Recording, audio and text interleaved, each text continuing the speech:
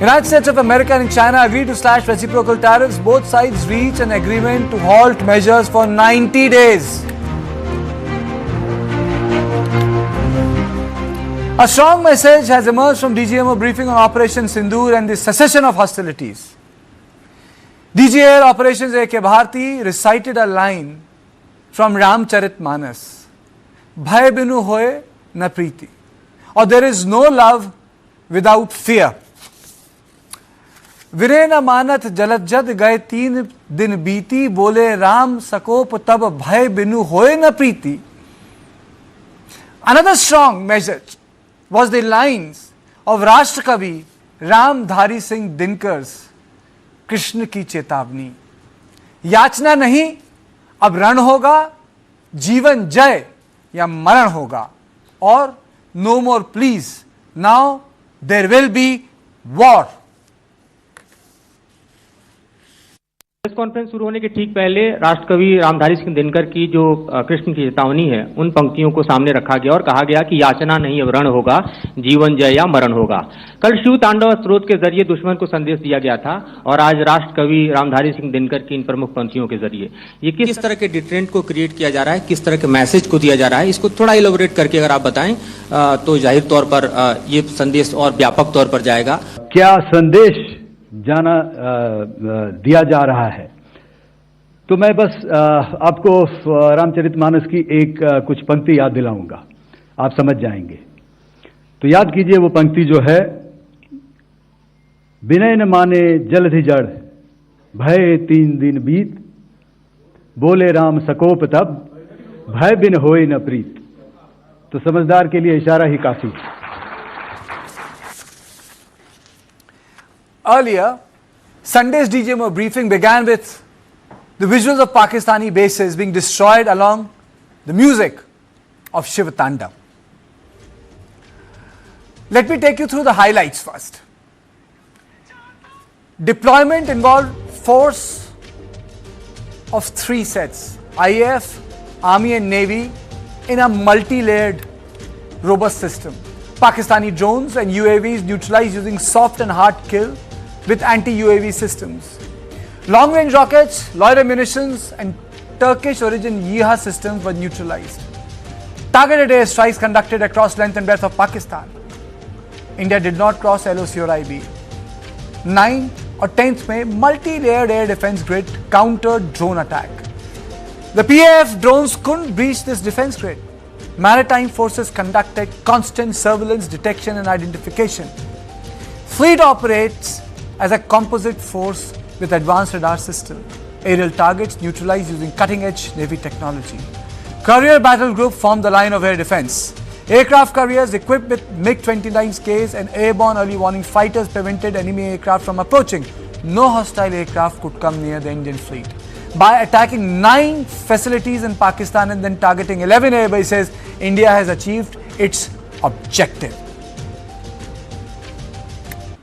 The Indian Navy operates as a composite network force capable of simultaneously addressing threats emanating from all domains, that is air, surface and subsurface, through amalgamation of advanced sensors synchronized on the combat management systems.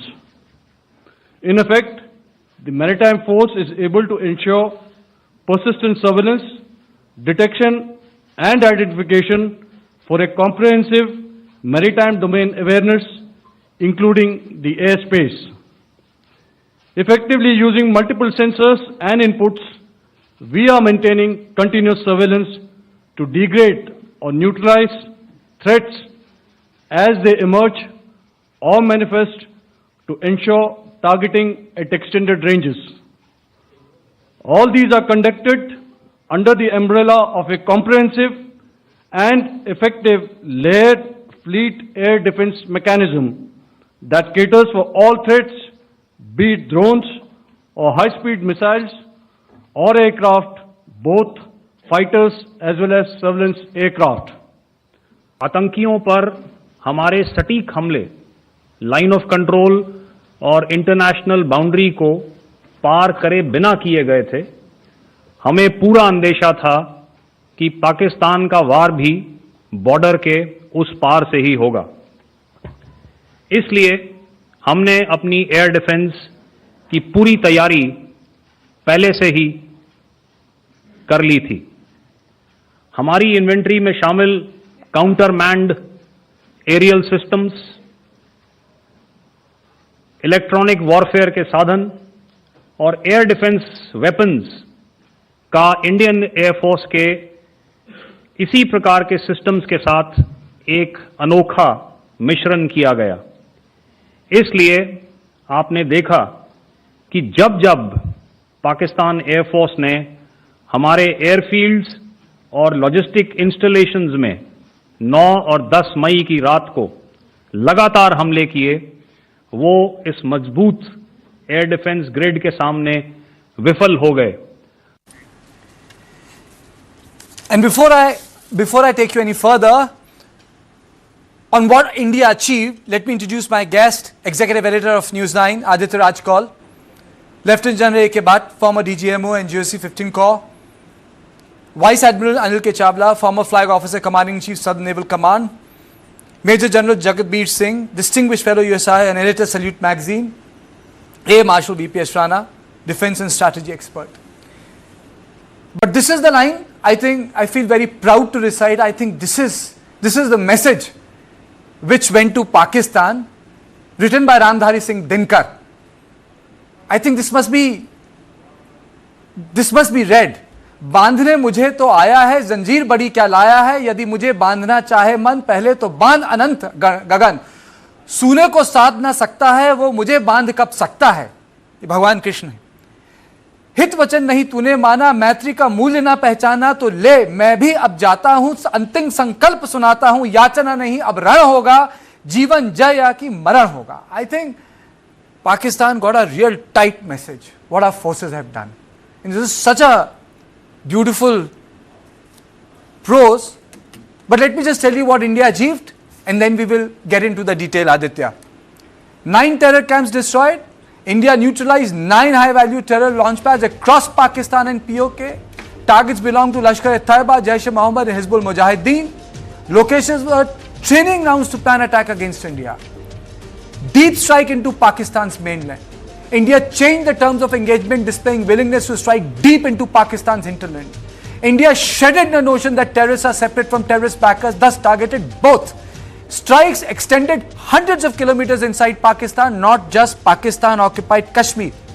India struck targets even in Punjab province, considered a strategic stronghold of Pakistan's army. India struck at terror hubs such as Bahawalpur, which even US has not dared to send its drones. India has made it clear that neither LOC nor internal Pakistani geography is off limits. India has proved that every inch of Pakistan was under reach. Red line drawn. Operation Sindoor has drawn a red line which is Pakistan can no longer ignore. Terrorism as a state policy will trigger targeted, visible consequences. We expose Pakistan's fragile air defense, a lie that they tried to weave in last 40 years. Indian forces bypassed or jammed Pak air defense grid. Swift and precise strikes highlighted gaps in Pakistan air defense systems. Indian Rafale jets equipped with scalp missiles and hammer bombs executed the mission without any reported losses. Projection of India's robust air defense preparedness was something which Sindoor completely established. India defended its own airspace with a robust layered architecture, successfully penetrated Chinese-made systems fielded by Pakistan. Akshatir air defense system proved its impact by neutralizing hundreds of Pakistani drones and missiles. No military or civilian infrastructure targeted on the terror assets. Precision without escalation. India followed zero tolerance doctrine while avoiding broader escalation. Eliminated key terror operatives. Dreaded terrorists eliminated, including India's most wanted. Leadership of multiple terror modules wiped out in a single night. Damage to Pakistan's military establishment.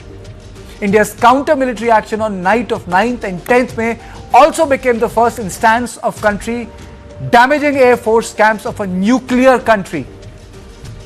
Within 3 hours, 11 bases were attacked, including Noor Khan, Rafiki, Murid, Sukur, Sialkot, Pasrur, Junyan, Sargodha, Skardu, Bholari and Jacobabad. This led to destruction of 20% of infrastructure of Pakistan Air Force. India bombed Pakistan's Bholari air base, killing over 50 people as well as destroying Pakistan's jets. And the beauty is tri-service synergy. Indian Army, Navy and Air Force executed coordinated strikes, proof of India's growing joint warfare capability. We got support from the world. In earlier conflicts, as soon as something used to escalate against Pakistan, most countries used to descend on India asking for restraint. This time, however, multiple world leaders came in support of India's fight against terrorism. Or ignored, didn't speak. We changed the narrative on Kashmir. For the first time, relationship between India and Pakistan is seen in light of terrorism. It was completely dehyphenated from Kashmir issue. This was achieved through precise strikes on terror infrastructure. I'll come to the big questions later. Let me straight away go to Aditya. Aditya, Shiv Tandav and Ramdhari Singh's Dinkar's poem gave me the goosebump, when it was read. And those two lines from Ramcharitmanas, Vinay na maanat, jaladh gaye, 3 din beeti, Bole Ram, sakop tab Bhay, binu hoye preeti. Sum up Operation Sindoor for me. Well, Karthikeya, what happened over the last 2 days clearly signifies the confidence, the preparedness and the robustness of India's armed forces and how they have dealt and given a very strong blow to Pakistan over the last few days. That Pakistan has resorted to multiple press conferences without a shred of evidence of any attack on an Indian air base or a vital installation or any command and control authority or station here in India. While on the other hand, India in multiple press conferences has not only shown satellite images before and after of the destruction in Muridke, Bawalpur, Muzaffarabad and all other 9 locations, but also played multiple videos of a big fireball in Rawalpindi which forced Pakistan Army Chief Asim Munir into hiding inside a bunker for at least 2 to 3 hours. It also showed multiple other visuals of Rahim Yar Khan, where a big huge crater has been created after India's airstrike. So Pakistan may bluff their people, Pakistan may create an international propaganda. And they went to Al Jazeera and said that Indian pilot was captured. And then came in the press conference and said that no Indian pilot has been captured. So Pakistan has been known for creating lies, deceit and deflection for a very long time. But Indian armed forces are very much prepared. It's important to state here that Operation Sindoor is an ongoing operation. It hasn't ended. There's a strong message that has gone out. The DGMOs have just concluded their dialogue, but a firm resolve, a firm message has gone out to Pakistan that if you again do any kind of a provocation, any kind of a terror attack, or any of our civilians are harmed, then they will be treated as an act of war and there will be strong consequences for Pakistan, and we will not succumb under any kind of an international pressure. And this has been very categorically told to Marco Rubio also by Jai Shankar. This is top sources telling me within the government of India. Okay. Now, let me take the big questions and then I go to my distinguished guests. So, the big questions are, what does Operation Sindoor mean for Kashmir? Where does Pakistan go from here? How long will be the cessation of hostilities last? And what happens now? Is this the new normal? Let me straight away go to General Bhatt. Sir, what's the sum in total of Operation Sindoor, which continues? And how do you see the two DGMO conversations? The one which is in public light and second which has taken place in evening. So I'll just talk of the essential things. Firstly, after what happened on 22nd in Pahalgam, we showed Pakistan that there are visible consequences of any terrorist action. And this was done by attacking the 9 camps in Pakistan, not only POJK, but in Punjab. And ahead of this, we followed up with restraint, but with effective response when the battle started going forward and they attacked our air bases with their drones and missiles. All throughout, our message from the word go was that we had to punish the terrorists and destroy the terror bases and camps, which we have done effectively. Beyond that, India did not want an escalation, and all our responses were with restraint.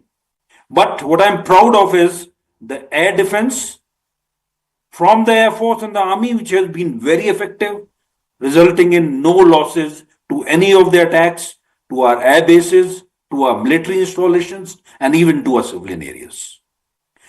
This is a clear message to Pakistan that the red line now has been drawn. And every time that red line is crossed, they will be adequately punished as they have been this time. Air Marshal Rana, your opening comments on the sum and total of Operation Sindoor till now. Karthi, I think the symbolism and the messaging was at its best. Whether the messaging was through our actions on ground or is it through the indirect means, the way it was the press briefing was conducted today. I think it has been perfect right from the time we chose the name, from the press briefings we did, the press briefing we did today, and the actions that we have done on ground tells it all. I think we have taken Operation Sindoor in a very, very methodical manner, right from carefully choosing target at each stage, giving enough warning and messaging to Pakistan to pay heed, and escalating it to the next level, again, still trying to drive home the point. And since the message was not taken by Pakistan military, we had no choice but to go and attack their infrastructure. And again, we started with air defense network, and since they escalated again and did not pay heed to, then we had to go full bore, and we struck what you have covered adequately. We struck it very, very hard. I am putting my neck out to say that we did not do this kind of damage in 1965 and 71 war combined. What we have done in a span of 90 minutes.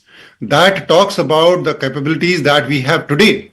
And this from our own side of the territory. There is no relevance of IB, LOC, LC. We did it staying in our own airfields. We did not mobilize to forward airfields like the way it used to happen in the past. And yet we did a classical air campaign the way it would be: suppression and destruction of enemy air defenses, taking down their infrastructure as a counter air operations. And we did tactical actions which had strategic implications. I mean, you have covered it enough. The entire media has covered it enough that the kind of attack that we did again was messaging. We did Noor Khan and Rawalpindi and Sargoda, the kind of bases which are housing their strategic assets. And it was so close to all their strategic infrastructure. So the messaging went loud and clear, so much that it was heard right in US, and US had no choice but to immediately tell Pakistan, and Pakistan had no choice but to immediately call for the cessation of hostilities. I think this is a campaign which has been, planned very, very meticulously and executed in a perfect manner.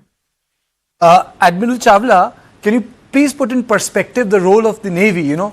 We have an idea that the hero of the last 3 days of operation is India's air defense system. People talk about Iron Dome. Our system has done so well. Can you put in context where was Navy in this operation? Yeah, at the outset, I must compliment the Indian Air Force and the Indian Army both, because it was principally these two which played the offensive role in this operation. The Navy's role comes in at a later stage because it goes up the escalation ladder. To highlight the importance of that, I just want to bring out 2 points. One is that, Pakistan's war waging capacity in terms of its petroleum reserves, ammunition, etc., is reliably estimated to be between 7 to 10 days at a high intensity war, if it's a full scale war. This means that it's extremely vulnerable, and there's only one port, that is Karachi, and Bin Qasim, which is a twin port of Karachi, which handles 95% of Pakistan's traffic. So this has so Kashmir is not really their jugular. Their jugular really is Karachi, because without it they cannot last. and the lesson from the past battles has also been, whether it's 1965 or 71, that they were, towards the verge of exhausting their petroleum and ammunition reserves when the war was called off and mediation started. In both cases, everybody is aware of the history. So I think the Navy's role lies in threatening that, along with the damage that the Air Force caused, and the Army didn't go on the offensive at all. That was not India's intention, very clearly stated by the government of India. But that would have been an much more bigger added point if it had happened.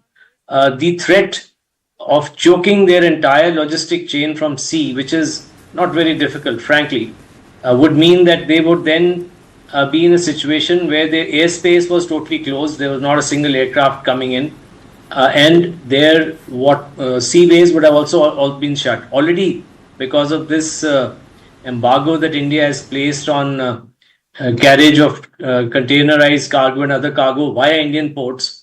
If you see the open media, there is a lot of congestion already happening in Pakistan because ships have stopped calling there, because it's a very complex method of calling of ships from one port to another. And India is an important transit point en route to Pakistan, which doesn't receive that much traffic. So this is the Achilles heel really in a full scale war, should that break out. And I think this is another factor which the Indian Navy sought to bring drive home. Apart from the fact that the Pakistan Navy would have been targeted in quick time should the Navy had been asked to do it. Okay. So I think the major pressure point is that this is going to then shut all channels. There is nothing that can come in thereafter.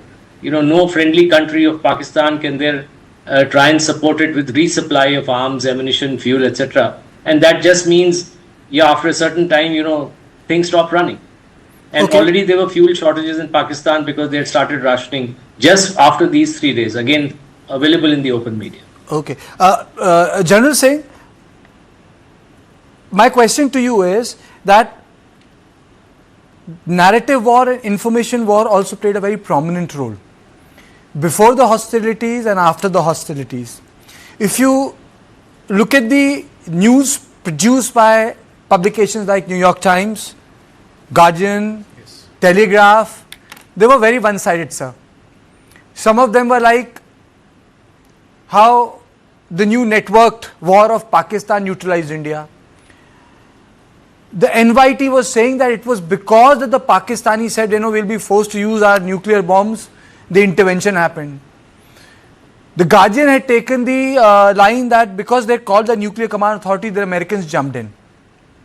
I want your take, because I personally believe that we damaged Pakistan so much that they were brought down to their knee. But how is the Western publications able to weave this narrative? And what is the solution of this narrative war, sir? Okay, the first point I'd like to make is that there's no doubt that the Indian Armed Forces require tremendous amount of congratulations for the manner in which they successfully executed the assigned task with both clinical precision and professionalism, and the operations were conducted in a deliberate and discreet manner and absolutely aligned with the national objectives. Now you come to a very interesting part of this whole thing, and that is something that we've seen which first came up during the Kargil conflict, when the actual conflict was televised. But today, in the era of social media, strategic communication, information warfare, disinformation, misinformation, it plays a huge role. So, you have three audiences you have to cater for. One is your own domestic audience. The second is the audience of the adversary. And the third is the international audience. So, unfortunately, in war, and due to various reasons, including one of secrecy, truth is always a casualty. But, people are playing that to a different degree. And we've seen often how you've pointed out, how the Western media has played almost towards the tune of, at times of favoring Pakistan. So, that's there. But I feel that in spite of that, channels like yours, the newspapers, others, I think we've all done a human service in projecting India's viewpoint in a very balanced manner. And also we've said why we went in there, what we've done. And the main thing what we've shown is, Pakistan has been exposed time and time again for their duplicity as far as terror goes, which is visible on the world scale. Yet what surprises me, and Osama bin Laden's presence in Abbottabad was the biggest, such thing that came up. In fact, I read a very interesting article in Friday Times the other day in which they openly admitted to having supported the Mumbai attack, but they said it was at a lower operative level. So they absolved themselves from that. I mean, this is the type of, and you've seen the presence of Pakistani generals during the funeral ceremonies of the terrorists. So there's a nexus that exists. And I think it's our job to constantly push our narrative forward and to expose this nexus. I think this is what needs to be done at as far as channels such as yours and other responsible news media in India is concerned. And we should also refrain from forwarding unverified information. Absolutely. Absolutely. Now, let me take you through the new normal with Operation Sindoor. Let it just break it down for our viewers. What is the new normal? Everyone is talking about the new normal. So, the new normal is, despite highest state of alert, India was able to breach defense and strike terrorists. Terms of engagement with Pakistan have been changed for a long time to come now. India is done with the charade of exchanging dossiers and evidence. Correct, Aditya? Yes, absolutely. We are done with it. No more. The liability is with Pakistan. India won't be a captive to UNSC whose methods allow Pak to take refuge behind China. Pakistan's nuclear blackmail has been exposed. India has shed its reticence towards military action for the fear of internationalizing the Kashmir issue, completely under Prime Minister Modi. India has shown that swift, clinical and controlled anti-terror military action of our choosing is possible. India has removed Kashmir from negotiating table. Pakistan needs water and India wants to end terrorism. So the new terms of engagement will be Pak ending terrorism for the provision of water. Water. Any future sub-conventional attacks will be met with a conventional response. Onus is on Pakistan to ensure that there are no sub-conventional attacks. Pause in the shooting doesn't imply India has eased all its pressure points. Abeyance of Indus Waters Treaty remains in place. We don't want mediation on the pressure on terrorism. Any effort to internationalize Kashmir remains a red line for Delhi. But Aditya, there is one more moot question. And then I want all my panelists to come to it, which is also very important because that's where things started from. Aditya, what does it mean for Kashmir? Well, I'll come to your question, but there's a big development again coming in. Donald Trump has again spoken about this entire development. He has spoken and said, my administration helped broker a ceasefire between India and Pakistan, two nations with a lot of nukes. He's talking about nuclear threat. And leadership of Pakistan was unwavering, powerful but unwavering. We helped a lot with trade, said we'll do a lot of trade with you guys. I told them if you stop it, we'll do a lot of trade. I don't think New Delhi is going to take it very kindly. Hindi में एक statement होता है, मतलब मैं ऐसे कह ही देता हूँ, मुझे कहने में कोई शर्म नहीं आती है. बेगानी शादी में अब्दुल्ला दीवाना. बिल्कुल, बिल्कुल. So let's get back to the real stuff. Our army has done the job, Air Force has done the job, Navy has done the job. Let Donald Trump tweet and be happy. Absolutely. So you asked me about Kashmir, what it means for Kashmir. One, significantly, unfortunately, I have to say that tourism is suffering, is already suffering. There is 90% of tourism that has changed. But let's look at the positive. What is positive? As a Kashmiri, as not a journalist, as an observer, I'll tell you that Kashmir has spoken out against terrorism. For the first time, in years, I didn't see this after Pulwama. I didn't see this after Uri. I didn't see this after the Indian Parliament attack. I didn't even see this after the J&K Assembly almost 25 years ago was bombed. But there is a shift. There is a change. And the change is this, that in the last 5 years, the people have tasted peace. The people have experienced prosperity. There are schools and colleges running freely. There are no shutdowns. There are no hartals. There are no killings on the street on a daily basis. There are no confrontations happening. There is peace that is giving a chance. And suddenly after Pahalgam, all the tourists leaving, there's a fear psychosis that was built in. So people came out on the streets and said that enough is enough. We do not stand with Pakistan. We do not stand with Pakistan-sponsored terrorism. We don't have anything to do with it. Even though there is this minuscule minority of radicals and Islamist radical Kashmiri Muslims who have been overground workers of Jaish-e-Mohammed and Lashkar-e-Toiba. And Kartika, I received a phone call today. The phone call came from Kashmir, from a local, And he said that the overall sentiment here is that why are we going for a ceasefire? Why aren't you getting Pakistan occupied Kashmir? And I have heard similar sentiment from Punjab that Modi had an opportunity, he should have done it. That is what the people are saying in Punjab and Jammu and Kashmir. I'm sure that diplomacy and the military confrontations I think that's a general sentiment, I would Yes, add. that's It's a general sentiment. I Yes. think the sort of social and political support which the military and the government has is, I think, the highest I have seen in my own 25 years in journalism. Absolutely, absolutely. And I have seen in Jammu and Kashmir, I mean, people are abiding by the guidelines of the NDMA, the Indian Army, the JNK police. There's a lot of cooperation that's happening. And I always repeat ad nauseum that ye jo encounters hote hain, the kind of encounters that happen, the intelligence that the JNK police and others get, it is from the ordinary Kashmiris. It is from Kashmiri Pandit women who have suffered this kind of atrocities from Pakistani terrorists and their counterparts in Kashmir. Okay. General Bhatt, what does it mean for Kashmir? What will be the new challenges? Because ultimately when we say that any act of terror would be treated like an act of war, it means a new paradigm, completely new paradigm. So to start with, I would like to highlight one point. We for a long time believed that the terrorists will not attack any tourist. Yes. And that happened for a very long time. Yes. An assumption which went wrong. Yes. So what we have to remember is for tourism to come back to Kashmir, it will take a little time, despite whatever support we get from public in Kashmir. What is most positive is that one of the attempts of Pakistan by this attack was to create a communal strife within India and also to isolate the people of Kashmir. But the response of the people of Kashmir, their public and their politician, has been really praiseworthy. And the nation has paid attention to it.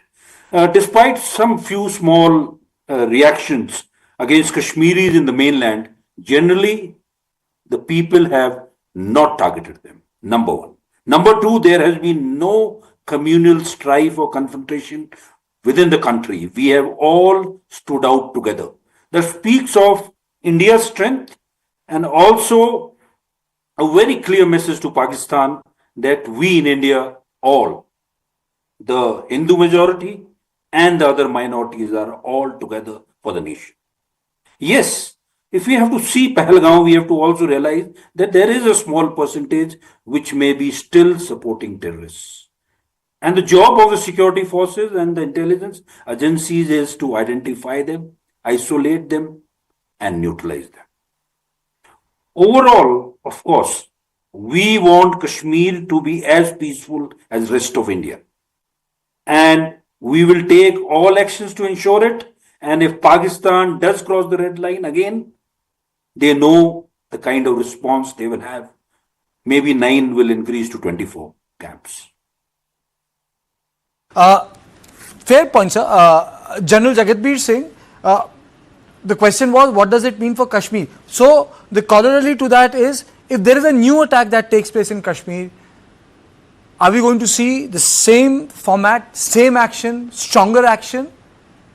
If suppose after 2 years, 3 years, something as ugly as Pahalgam takes place, then? Yeah, so this, I think General Bhatt has covered all the issues regarding Kashmir extremely well because he's served there, he's got extensive experience there. So, I mean, what he said, I second what he said all entirely. But what I just wanted to add is that, this Operation Sindoor has demonstrated a new resolve as far as India is concerned. And that resolve will come out in our reaction. So what we've done is that I'm sure you've all heard of Bruce Rydell, and he said some years ago that, there are 3 levels of war. So the first level of of conflict.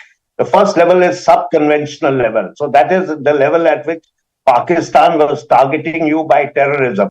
And they felt you would not react at the conventional level because they threatened you with nuclear weapons.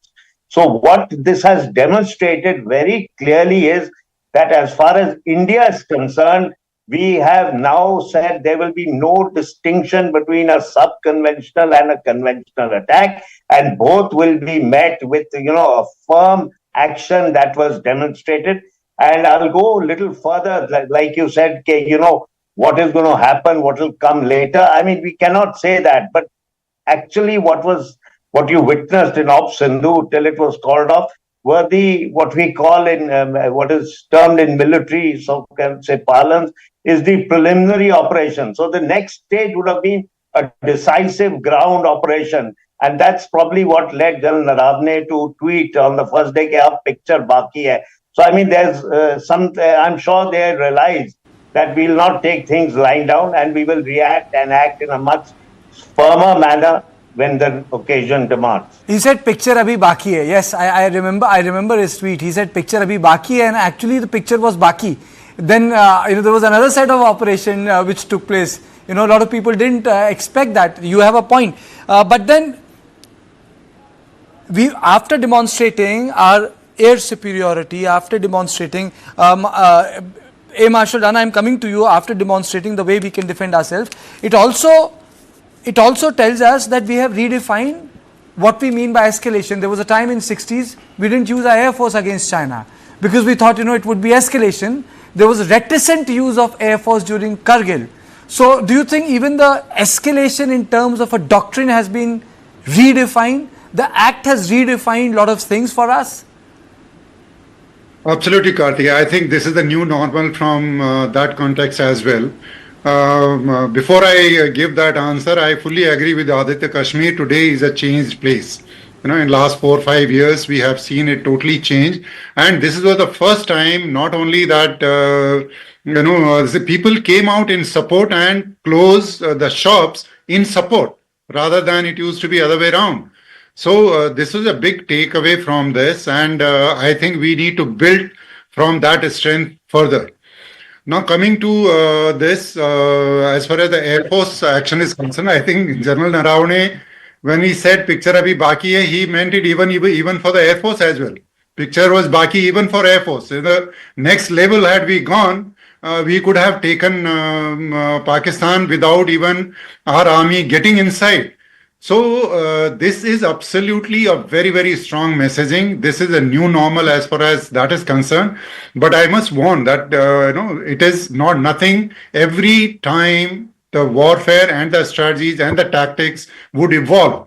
So we have to straight away, should it stop here and should the message go loud and clear to Pakistan, we again go back to our drawing board, take whatever lessons that we have taken from this, build up our capabilities, because all those capabilities that were on display today were not that we had them overnight. We have built them over last 8-10 years.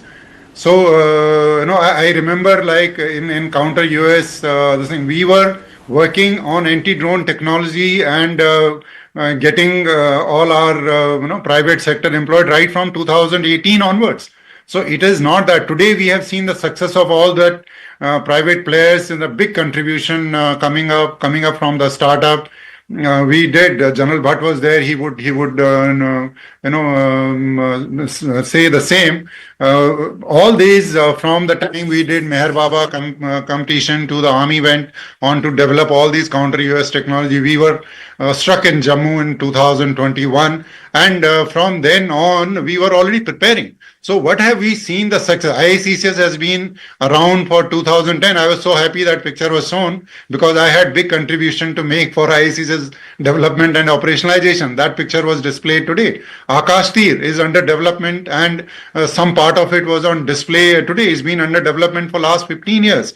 So we have to continue developing these capabilities and make sure that next time we stay ahead of enemy in terms of his thought process, in terms of his capabilities, and make sure that no Pahalgam happens here and after. Okay. Admiral Chawla, Air Force has redefined itself. The army has, the new paradigm for Kashmir has been redefined. Act of terror, act of war. How do we put in our naval forces here? The least talked about, the silent force. You talked about the escalation ladder. The theory of escalation doesn't change. Okay. The tools of escalation change with technology. No, I just mentioned. I just add to it. So I just gave a reference of 62 when military author said Well, the political leadership of that time felt that by using Air Force against China would escalate. So my question was in that historical context. That's it. Yeah. No, so in the sense, the maritime force, see, what happens is that the maritime forces operate in the international environment. That's a big difference. Both the Army and the Air Force operate either in your own territory or airspace or in the enemy's territory or airspace. Very rarely do they go beyond that. So the use of maritime forces world over has always been seen as an extra escalation step. So the escalation ladder is a useful tool, and if you throw in all the rungs once together, then you lose control. So the aim of an escalation ladder or the escalation theory itself is that you maintain escalation dominance by going up step by step and ensuring that the other guy blinks first. And if he doesn't blink first, then you use the next rung to go the next rung up. So in that sense, as far as the Navy or the maritime action is concerned, as I mentioned earlier, it can be absolutely devastating for a country like Pakistan. It may not be so devastating for a country which has multiple access to seas, but for a country like Pakistan, they're very, very vulnerable. And therefore, this is a step which, once taken, will ensure that the war comes to a speedy end, apart from the destruction of the maritime forces of Pakistan, which are not that many. They have potent forces, but not that many. And one should never underestimate the enemy in any case. So therefore, I think the Navy's role in this case was to provide that overhanging, that looming threat that, look, this is one more step, and there are many, many sub-steps in between that we can take, which, if taken, will ensure, and then, that step when taken is actually a formal declaration of war in international parlance. If you impose a blockade, or if you start attacking from the sea, it is a declaration of war, or it means that you are at war. So I think that's why this step was not taken. But Pakistan is fully aware that this is something, if it comes to that stage, like in 1971, then the war comes to a very speedy end as far as Pakistan is concerned. And their reserves, as I mentioned, their ammunition reserve, their fuel is very low. So this is a thought that, along with the blockage of the airspace, would play in the enemy's mind. And I think the Navy's role in that sense is to provide that ultimate deterrence, and if required, then go in for the kill. And I think we were well poised for that. There are many weapons and vectors that we have today, which obviously one can't speak about in the open domain. Fair enough. Which will ensure that the war at sea comes to a very speedy conclusion. Fair enough. Let me play out the bite of Donald Trump. And let me say a few words about the historic events that took place over the last few days. On Saturday, my administration helped broker a full and immediate ceasefire, I think a permanent one, between India and Pakistan, ending a dangerous conflict of two nations with lots of nuclear weapons. And they were going at it hot and heavy, and it was seemingly not going to stop. And I'm very proud to let you know that the leadership of India and Pakistan was unwavering, powerful, but unwavering in both cases, and having these. They really were, from the standpoint of having the strength and the wisdom and fortitude to fully know and to understand the gravity of the situation. And we helped a lot. And we helped also with trade. I said, come on, we're going to do a lot of trade with you guys. Let's stop it. Let's stop it. If you stop it, we're doing trade. If you don't stop it, we're not going to do any trade. People have never really used trade the way I used it. That I can tell you. And all of a sudden they said, I think we're going to stop. And they have. And Aditya, this is information war.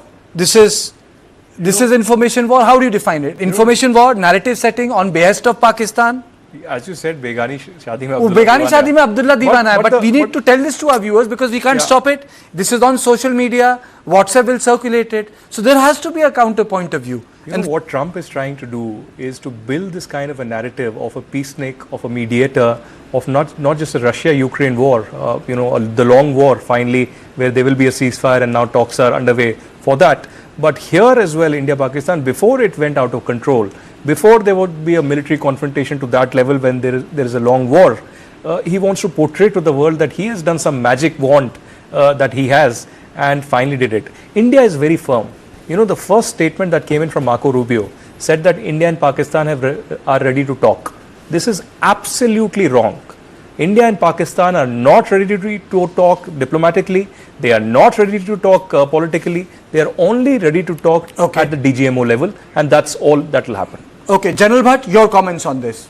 How information war, narrative forming, or a request from Pakistan? Please. Oh, we have to read the words, and what I take from it is that both leaders were unwavering and powerful leaders. He is working as a mediator, and very rightly he said that. And the second thing he said, they understood the problem.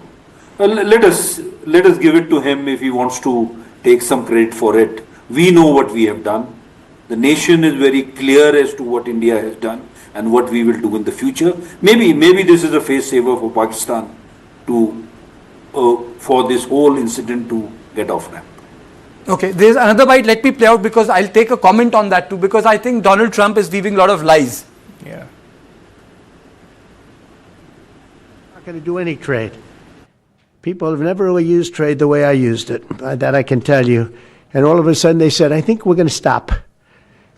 And they have. And they did it for a lot of reasons, but trade is a big one. We're going to do a lot of trade with Pakistan. We're going to do a lot of trade with India. We're negotiating with India right now. We're going to be soon negotiating with Pakistan. And we stopped the nuclear conflict. I think it could have been a bad nuclear war. Millions of people could have been killed. So I'm very proud of that. I also want to thank Vice President Vance and Secretary of State Rubio for their work and efforts. They worked very hard on that. We also, as you know, created a situation where the Houthis for the... General Singh, the same thing I was talking about, pandering, nuclear bogey, the publication and the article in NYT, Guardian, the first question I asked you. And I'm telling you, I had no idea this bite is coming. Yeah, so that's what I talked about that time, you see.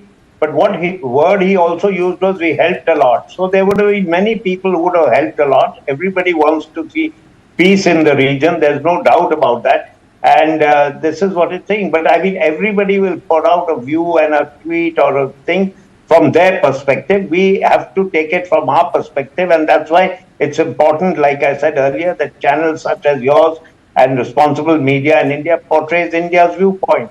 Absolutely, sir. Absolutely. That is why I'm eliciting comments from you before I close the show very quickly, Air Marshal Rana, and then I'll go to Admiral Chawla. I think he's serving his own constituency. He's looking at it. And I think more than that, this message was meant for China more than it was meant for India and Pakistan. Why do you say that, sir? I think that messaging was more for China than it was for us. He's wanting to take that claim and get that upper hand that we are going the trade route with Pakistan, despite the fact that today China is the big exporter to Pakistan. So I think we should not give credit to this tweet and this statement. We should just stay strong where what we are doing. No, we know, sir, I know as a journalist, as a proud Indian citizen, my armed forces did the job. My armed forces did the job. We have to present India's view. And there are no two views when it comes to war. There is one view which stands in unity with the men who fight there and women also. Admiral Chawla, then I'll take the closing comment from you, Aditya. Your view on this. Why is he doing it? Why is he hungry for such जिसे कहते हैं श्रेय के लिए इतने भूखे क्यों हैं President Trump? I think we are reading too much into it. I agree with Air Marshal Rana. These are comments, every leader makes comments based, I think it was mentioned earlier, on 3 constituencies.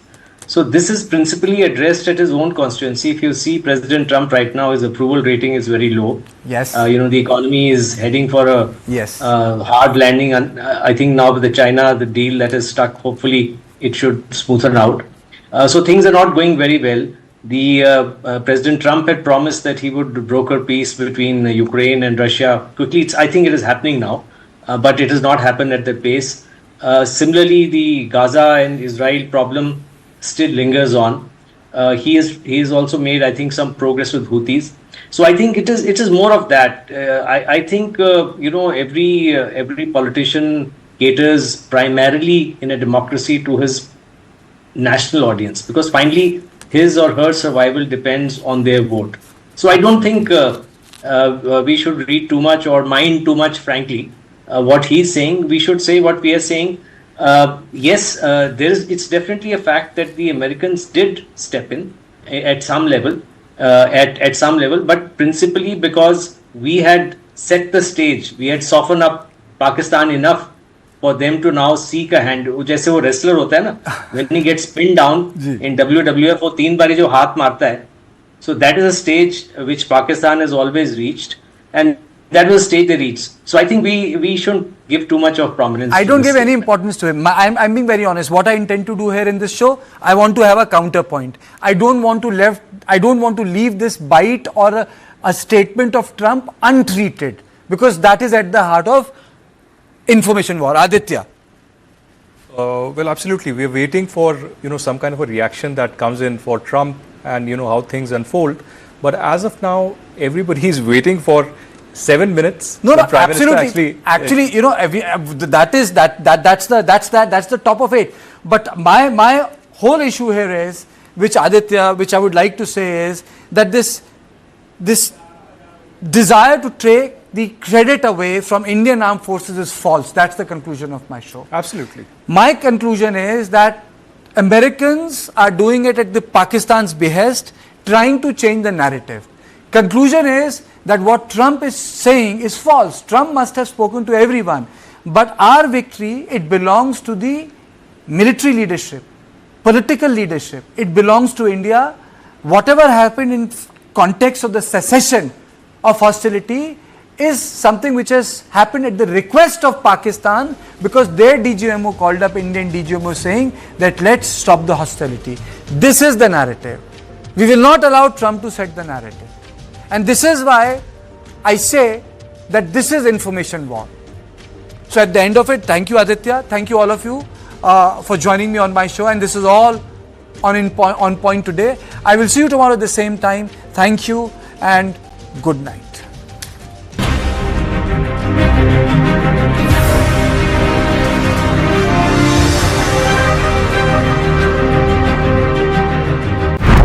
बेबो का एक ही